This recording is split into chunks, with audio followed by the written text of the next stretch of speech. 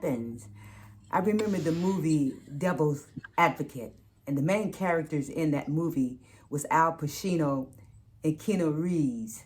And of course, Keanu Reeves was brought as a young, vibrant attorney. And of course, they brought him through the ranks. He excelled. And of course, Al Pacino was his mentor, so to speak. But Keanu Reeves later learned that Al Pacino and the firm essentially was the devil. And he also learned that the firm was essentially scheming people. And so he decided he was going to expose the firm. And there's a scene in that movie where they are just shredding documents. They are destroying evidence that could be used in court to convict them of their wrongdoing. And I'm not suggesting that every entity that participates in the spoliation of documents are involved in criminal activity. But what I am saying is that there are law firms and there are entities that, upon learning that a lawsuit may be filed or a lawsuit has been filed, they just simply destroy documents. They tamper with the evidence. This is discovery that the plaintiff needs to make out their case. And quite frankly, the other side needs to make out their case. And I've heard from some of you who have talked about how the defendant has not provided you with evidence, and I get it. You need discovery, and this is really critical. So we're going to talk about when a party's obligation to preserve the evidence is triggered. And when we say party, it includes defense. It includes any entity that receives notice that a lawsuit has been filed. Then their obligation to preserve that evidence has been triggered. And listen, it can also apply to plaintiffs. A plaintiff has a responsibility to preserve evidence. You know, unfortunately, though, from the plaintiff's perspective, often the defendant, unfortunately, tampers with and destroys evidence. And we're going to talk about that today and what you can do to prevent it from occurring. So let's get started. The purposes of this video, we're going to address electronically stored evidence, and that's found in Federal Rule Civil Procedure 37E. It states in a nutshell, participants in litigation have a duty to take reasonable actions to preserve information relevant to a legal dispute. Now, this is not to say that hard copies of evidence and material is not relevant or applicable, because for the most part, I think you would agree that documents and information is stored. Companies and entities store their documents and information electronically. So just because there is a document or documents that are hard copies, they should be preserved as well. But for the most part, these documents are stored electronically.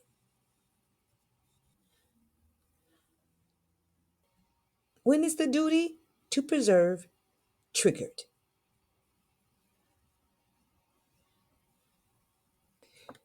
When a party is noticed or become aware of a potential legal claim.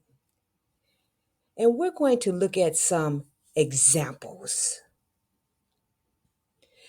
Many times before a plaintiff, well, I don't know about many times, but sometimes a plaintiff, before they file a lawsuit, will send the defendant a settlement demand. Once the defendant receives that settlement demand, that defendant is on notice and that defendant has an obligation to preserve evidence. Receipt of a lawsuit, obviously, once the defendant or the party who is accepting service on behalf of the defendant receives the lawsuit, they are on notice that the information in their possession must be preserved. Often, when parties engage in litigation, they send subpoenas. So once a subpoena is sent to a third party, let's say that the plaintiff subpoena documents from a bank, just say, for example, that's relevant and material to the lawsuit. That bank is on notice that the information that the plaintiff is requesting in any material information that is relevant to the lawsuit must be preserved. Receipt of a formal investigation from a regulatory body. Let's say that the police department receives a request to conduct an investigation from the plaintiff, and the purpose of the request is related and is material to the lawsuit. Well, the police is on notice that this information would need to be preserved. Cease and desist letter. Now, if a plaintiff, for example, has to send the defendant a cease and desist letter, and let's assume that the parties are in litigation, the defendant has a problem because at this point, the plaintiff is positioned to ask the court for sanctions, which takes me to the case that I want to illustrate to address spoliation. That case is Q-Tel Corp versus Abbas, and that is a Fourth Circuit, July 16, 2020 case.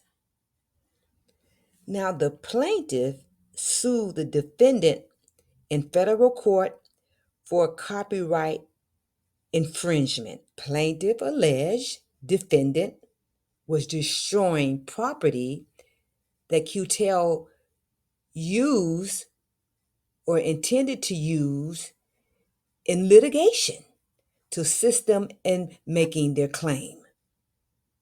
And the district court indeed found or held that the defendant did intentionally destroy evidence. The defendant appealed this case to the Fourth Circuit Court. But before we get into what the Circuit Court, Appellate Court held, let's look at the district court's definition of spoliation. Spoliation, the court said, refers to the destruction or material alteration of evidence or to the failure to preserve property for another's use as evidence in pending or reasonably foreseeable litigation. A party may be sanctioned for spoliation where the party had a duty to preserve material evidence and willfully engaged in conduct that resulted in the loss or destruction of such evidence at a time when the party knew or should have known that the destroyed evidence was or could be relevant in litigation. So let's look at the court's sanction remedy for spoliation against the defendant.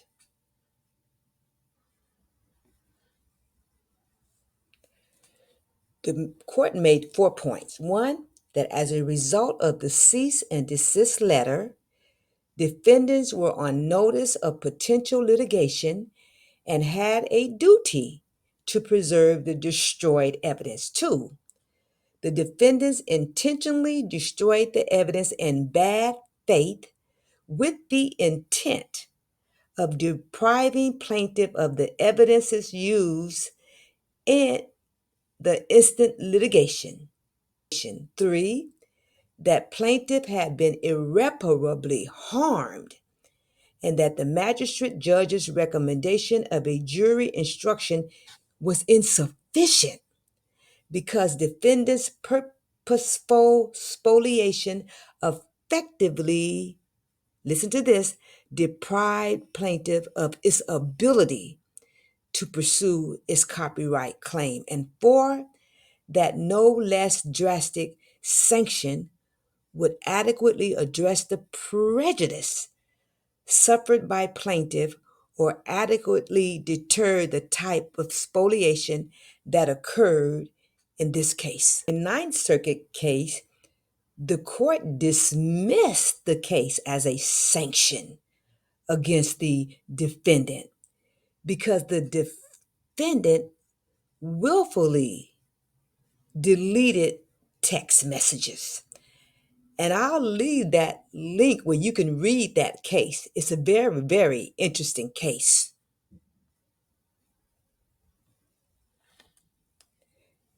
And pro se, plaintiff, let's talk a little bit about bringing a spoliation allegation in federal court.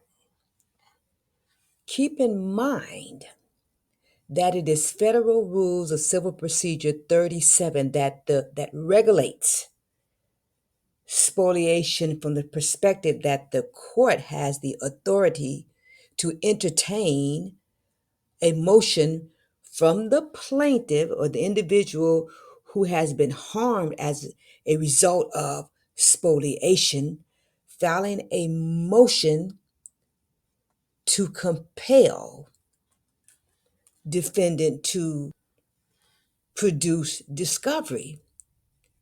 And as a result of the defendant not only not producing discovery, the defendant is tampered with and destroyed material and relevant evidence, then the plaintiff can ask for a sanction or sanctions. Plaintiff can ask for an injunction prohibiting the defendant from continuing to tamper with, destroy evidence. As a matter of fact, the 4th District Court did grant QTEL an injunction against the defendant. Another option could be asking the court to dismiss the case in the party's favor who was wronged by the spoliation. And that's what happened in the Ninth Circuit case, the case that I'm going to leave a link for you to read. And another thing I want you to remember is pendent jurisdiction or supplemental jurisdiction. Now, so while the plaintiff may file a federal lawsuit, and if the state in which the lawsuit is filed has a cause of action for spoliation, the plaintiff may also want to state a cause of action for spoliation. Now, again, not every state has a cause of action for spoliation. So what I'm going to do is leave a link of a list of states. And in each state, it tells you what state has a cause of action for spoliation and what state does not have a cause of action for spoliation. So here's the point. Well, first of all, plaintiff, we don't destroy and tamper with evidence, right? We're not going to do that. But I've spoken with many of you who have told me that defense counsel has tampered with, destroyed evidence. Listen, you got to be vigilant when it comes to this. You've got to be proactive, because the very evidence that the defendant or whoever the participant is may be destroying evidence that is the key to your case. So don't be intimidated about going to the court and filing a motion to compel if you need to, and asking the court for sanctions. Okay? Do what you need to do. Okay, I trust this has been helpful to you, and I trust it gives you confidence in moving to prevent spoliation. All right? I am Advocate Lucinda, your empowerment lawyer, and we will see you next time. Take care.